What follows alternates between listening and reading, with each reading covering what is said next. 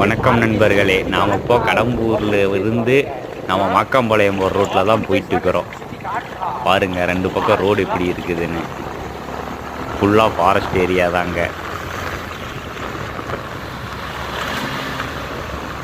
இந்த காட்டிலலாம் யானை நடமாட்டம் அதிகமாக இருக்குது. ஆனால் எப்படி இருக்குது என்ன ஏதுன்னு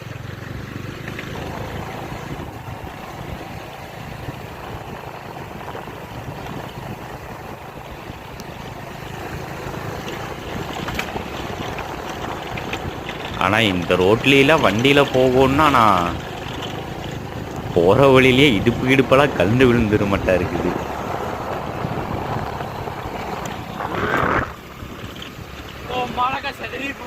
இருப்பானோ